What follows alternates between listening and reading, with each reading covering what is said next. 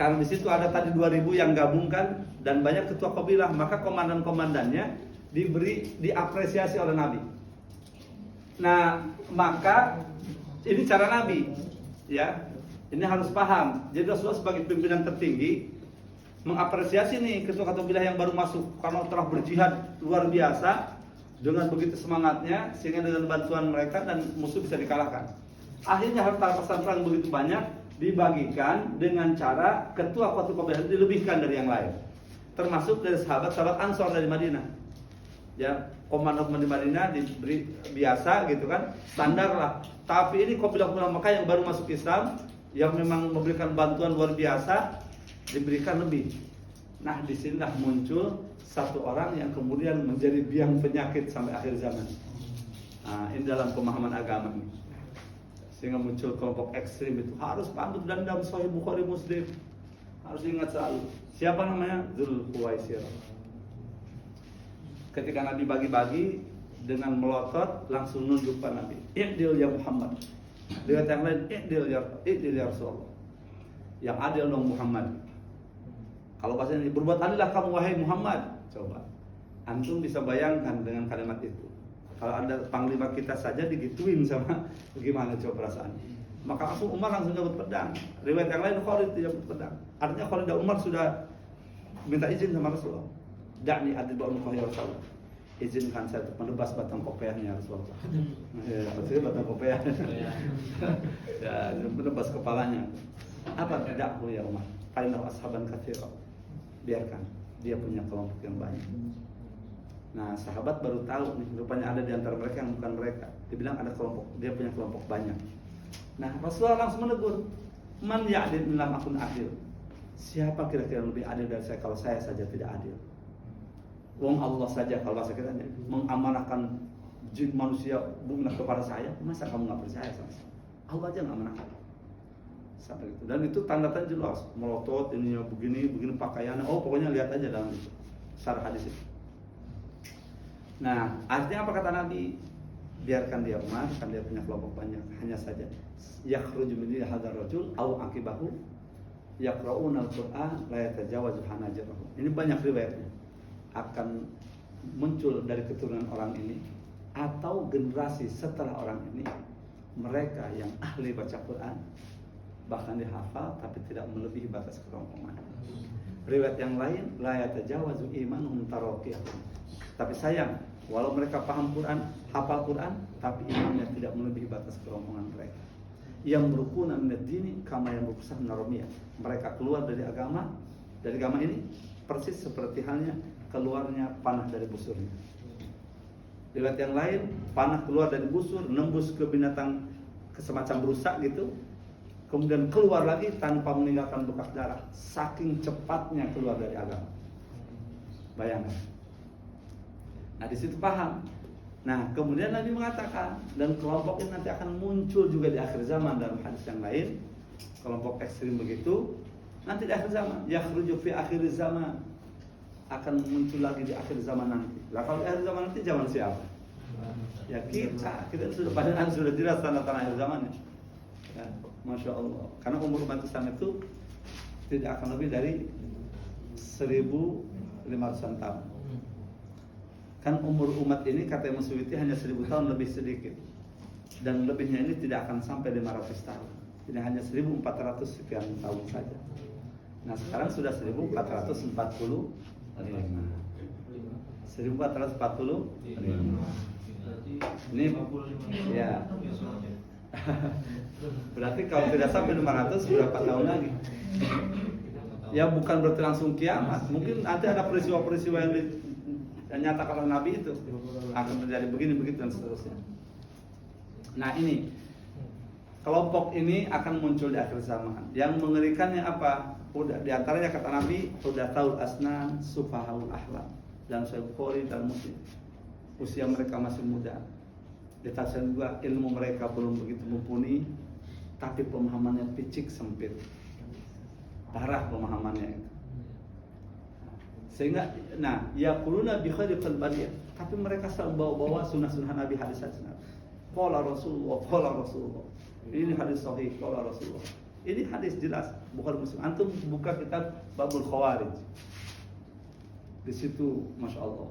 Nanti kalau antum punya Al-Bidayah wa Nihayah 8 jilid, nihayahnya 2 jilid jadi 10 jilid. Itu tentang sejarah dari awal pertama kejadian alam ini dari Nabi Adam sampai nanti kejadian akhir zaman ini. Makanya Al-Bidayah wa Nihayah, permulaan dan akhir gitu. Awal dan akhirnya dunia ini. Judulnya keren, Masya Allah. Siapa yang sudah Ibnu Katsir? Al-Bidayahnya permulaan 8 jilid. Nah nihayahnya 2 jilid, jadi 10 jilid. Al-Fitnah wal Malahim, itu kejadian-kejadian akhir zaman. Nah makanya lihat bab Khawarijnya di situ. Nah sehingga kata Nabi, karena mereka pemahaman sempit, ilmunya belum mumpuni dan selalu membawa hadis dan kesalahan, namun sayang iman mereka tidak melebihi batas kerongkongan mereka. Nah mereka membunuh, yang mengerikan apa? Bahkan yaqtuluna ahlal Islam. Mereka berani membunuh umat Islam. Wa yad'una ahlal awthan, tapi membiarkan para penyembah berhala. Artinya apa? Kalau umat Islam galak bukan main, bahkan bunuh pun jadi, numpahkan darah mereka jadi karena polis kafir itu. Tapi non muslim orang lain diajak jangan sahabat gitu. Dibiarkan. Nah ini mengerikan sekali. Makanya banyak ulama yang langsung tuh contohnya ISIS gitu di Syria. Bagaimana yang tidak sepaham dengan dia disikat. Ya. Sementara Palestina dibantai habis, kok nggak pada kesana gitu? Kayak ikut gabung gimana kek caranya gitu.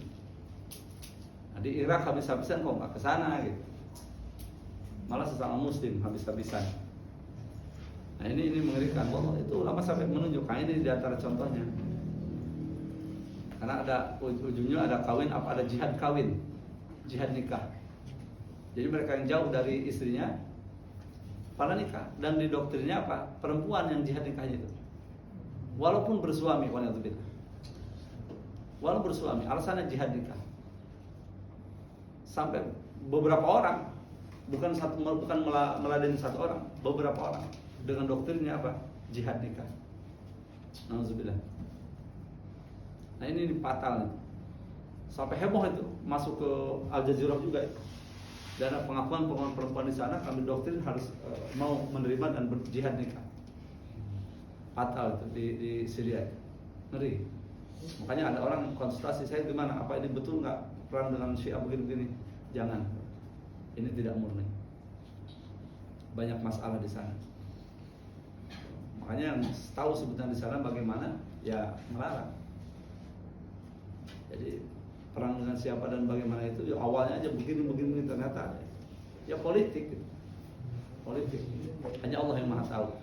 Ya Imam Ramadan Al-Buti coba kata Syiah dibantai sama ISIS, kata ISIS orang-orang Syiah lagi ngaji begini bom kan belakang meninggal beliau.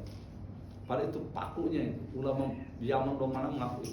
Profesor Dr. Said Ramadan Al-Buti itu Masya Allah Allama, sangat amat mumpuni keilmuannya, ulama dunia yang luar biasa. Siapa termasuk yang memfavoritkan beliau banyak kitab beliau. Wafat.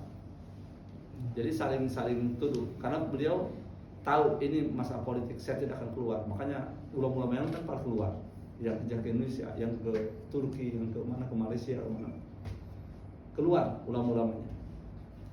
Nah, beliau tidak, saya komit tidak akan keluar. Bom di mana-mana, beliau ngaji aja. Yang jamaah beliau yang setia ya sampai ada syahid beliau. Karena ini bukan murni gitu, tapi ini ada tangan-tangan kotor. Siapa lagi kalau bukan paman? Dan ujungnya kan ketahuan sekarang.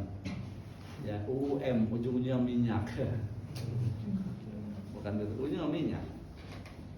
Nah, itu sudah terbongkar dalam ini rahasia mereka dan dengan izin Allah mereka sendiri yang membongkar. Termasuk peristiwa 11 September.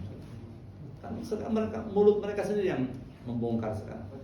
Dulu kan dijelaskan sama pihak kaum muslimin nggak pada percaya, cuma hanya yang menguap aja begitu. Nah, sekarang baru tuh sudah sekian tahun dan mereka sendiri yang bongkar. Bayangkan, ya WTC. Saat itu ya qadarullah, saya pengen tahu Afghanistan waktu itu. Mau berangkat ke sana, sudah pokoknya mantap banget. ternyata WTC hancur. Hanya langsung ini Taliban, ini Amerika yang langsung kirim pasukan dan dum diserang. Dan nyerang sana izin restu dari mana coba? Timur Tengah siapa yang restu siapa? Antum harus tahu itu. Dan pangkalan militer yang dulu kan mana? Ya Saudinya, ya ininya. Karena jangkauan terdekat dari sana, Syuktum. Bayangkan. Akhirnya Allah buktikan Taliban menang juga. Dan sekarang menguasai luar biasa. Rusia hancur, Amerika juga terusir. Itu kalau dilogikakan nggak logik. Persenjataan bagaimana cara Allah sampai terampas ratusan tank, ratusan mobil Hammer itu luar biasa. Alat-alat berat mereka, senjata berat mereka bisa dirampas oleh Taliban itu gimana ceritanya?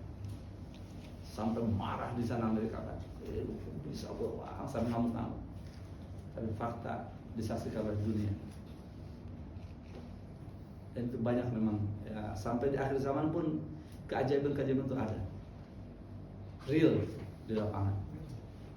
Taliban kan coba memang ya tidak sulit lah dicari bangsa yang sebenarnya orang-orang Afghanistan itu, orang Pushtun apalagi. Antum tahu Pushtun dulu terbanyak ketika menghadapi Rusia, korban terbanyak dari pasukan Pushtun kan?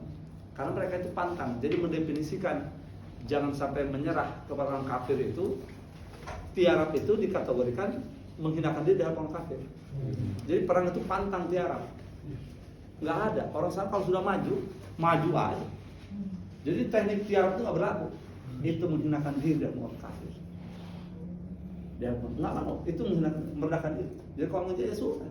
Maka mereka kalau sudah jalan sendiri-sendiri, nggak mau berapa ya. Nggak ada mereka. Makanya banyaklah yang korban. Terus pendekatan ke sini barulah mereka banyak yang memahami bahwa strategi itu tidak termasuk dalam itu. Bahwa untuk menghindari senapan ras panjang itu ya dengan tiarap. Tuh diberitahu. Baru di situ. Itu lama itu. Memahamkan mereka itu lama. Jadi orang satu unik. Semua sukunya memang berani-berani. Ada satu suku yang begitu. Jadi kalau sudah keluar begini aja. Kalau tiarap itu apa ya buat sikat itu. Coba. Walau bom itu abu-abu luar biasa.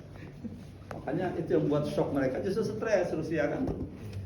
Stres, Rusia banyak tertangkap, banyak apa segala macam. Akhirnya begitu perang dengan Amerika. Nah, dulu kan Amerika yang support Taliban, support apa? Rusia. Itulah watil kal ayam dan bananas. Lihat Al-Quran. Dan demikianlah hari-hari kemenangan dan kehancuran kami pergilirkan dan kalian.